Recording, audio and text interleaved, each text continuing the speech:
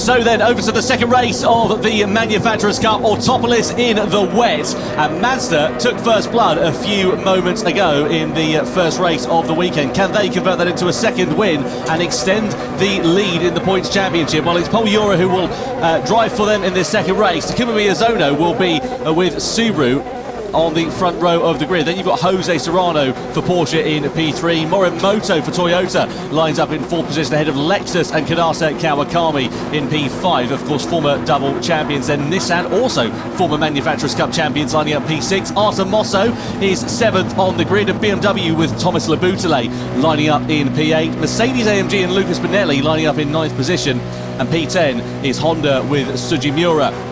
11th place Lamborghini and Alifa in that final row of the grid, with João Jesus for Ferrari. A lot of work for both Lamborghini and Ferrari to do, and not a lot of time to do it in here, Jimmy, because it's only a 5-lapper. Yeah, I mean, this is going to be tricky for the guys here, because they're going to have to try and experiment with grip levels with something they've not had the chance to do so yet. I mean, Autopolis is a tricky circuit, the best at times. Add into the fact now that you're in wet conditions, a spray from the car in front of you lower down the field. I mean, Paul Ura's in pole position in two ways, really. One, he's literally there, and two, he hasn't got that spray to deal with, so he gets a much easier job going down to T1 for the first time. But interesting to see which cars and which teams really make the most of these conditions. Well, just a reminder, points, of course, awarded down to 10th place in this race. 12 points on offer for the victor, 10 points for second, 8 points down to third, and then, of course, as we know, points all the way down to P10, and double points for the grand final. In terms of double points, a little bit more than that, actually, because it's 24 points in total for the victory, but more on that a little bit later. Let's get ready, though, to go for race 2 of the Manufacturers' Cup here in Fukuoka. It's time to go racing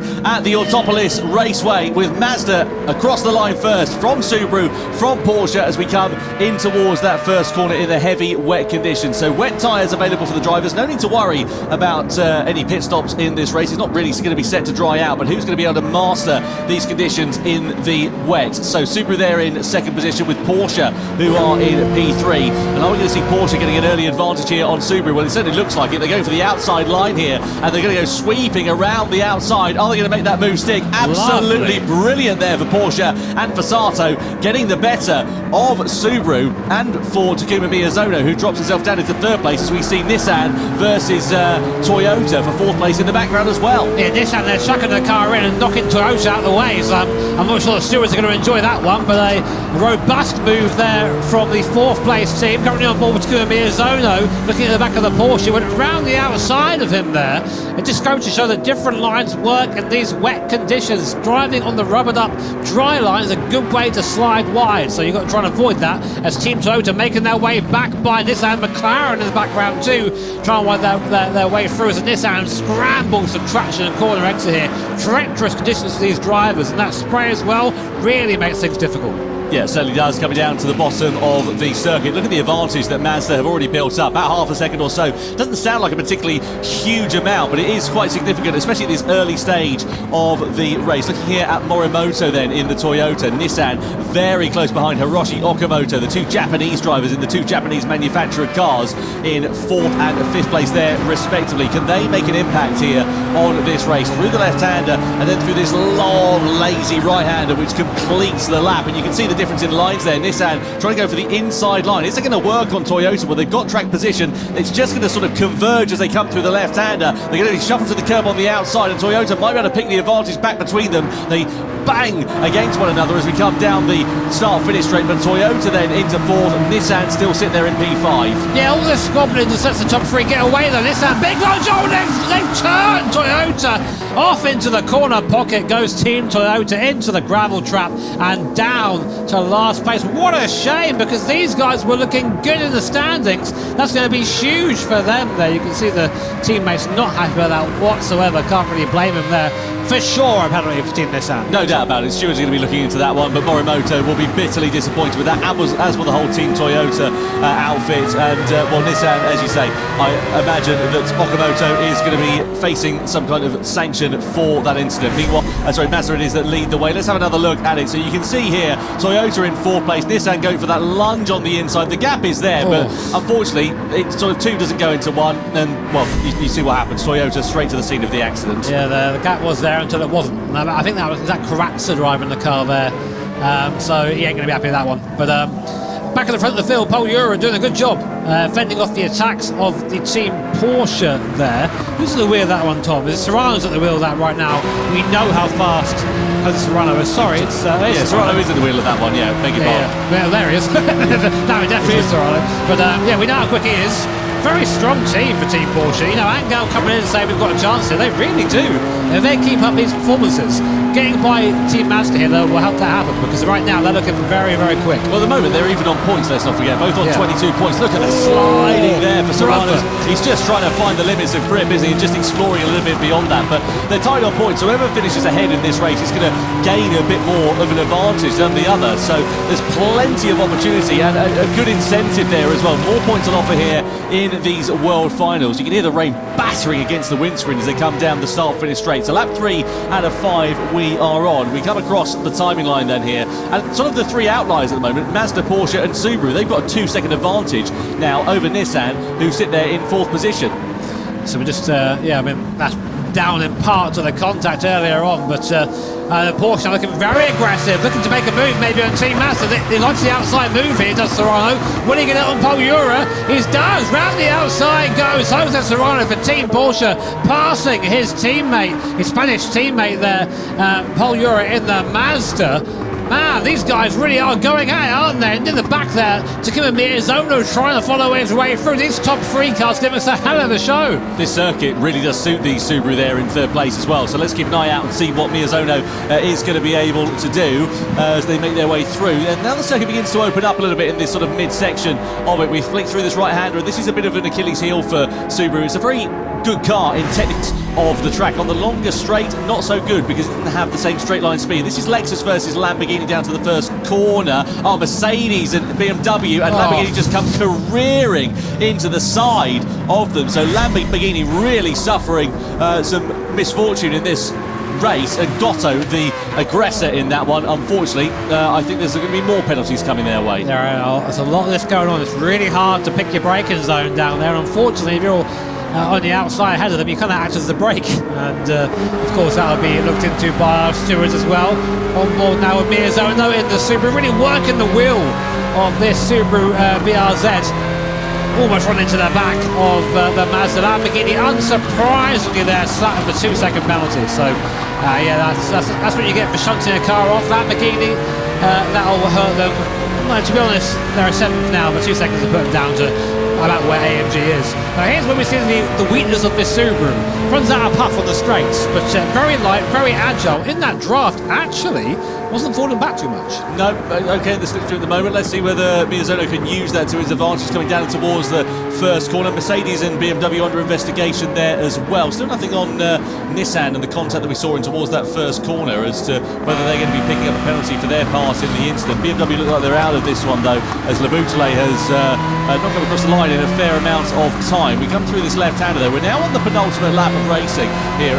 This is a favourite overtaking spot that we've seen over the course of this one, and now are we going to start to see Miyazono coming through? There is BMW, there is Laboutelet, who clearly looks to be suffering from what appears to be some kind of a technical problem, being stranded on the side of the circuit. But I have to say, Jimmy, the rain intensity looks to have decreased somewhat in the sort of latter stages of this race. I don't think the circuit's going to dry up significantly, but it's definitely a bit less heavier in terms of the rainfall than it was a couple of laps ago. Yeah, I should say, Tom, I think it's not really going to dry so much towards the end of the race. So it is really a straight fight between these guys.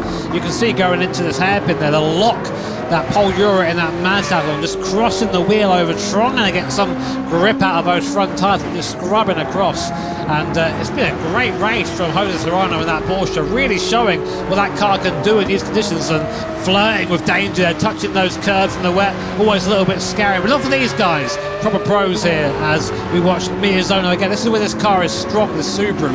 Really quick through these last couple of corners. What can we do about it?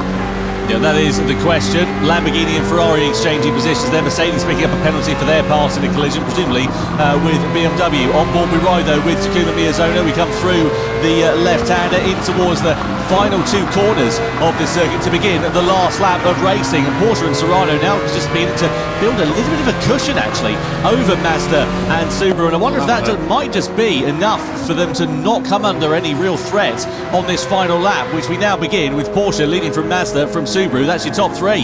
Yeah, a little wiggle there from Miyazono, so that's really going to hurt him going on to this lap. So Last lap of the second race here for Fukuoka. Team Porsche leading by 6/10 from Team Mazda. Subaru in third place. We're on board now at mid-zone. Can he invent something here? Anything that he can do? He's a bit far back, I think, to have any sort of lunge here. And he's got a big straight to contend with. We know this car doesn't do too well with.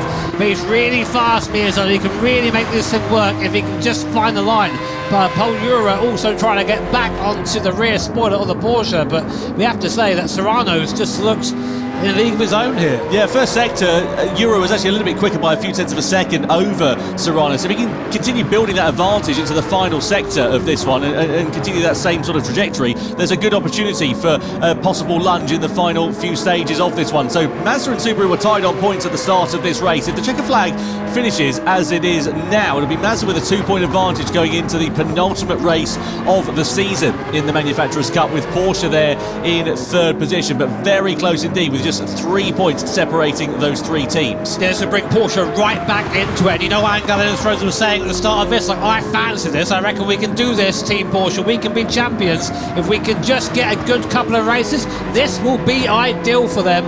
Only a few more corners separate Porsche and Jose Serrano from a win here in race 2. Euro again a tenth of a second faster, gap down to just under half a second now, so it just takes that one mistake from Jose Serrano at the sharp end of this one. One slip of the tyres, one slide into the corners under braking, and that could present the opportunity that Paul Ura and Mazda are looking for a dive. We come through into that final turn though, and unless we see a mistake from Jose Serrano, it is going to be Porsche that will come through to take the checkered flag. Out of the final corner we go, and across the line, Porsche win race 2 from Mazda and from Subaru. Serrano takes victory from his compatriot Paul Ura. Miyazono on the podium there in third position, which means that we've now got 3 manufacturers separated by just 3 points at the sharp end of this one, with 2 races to go at the checkered flag. Ferrari versus Lamborghini to the line there as well, was very close for 7th place. João Jesus just getting the better of Lamborghini's Alfa Lea.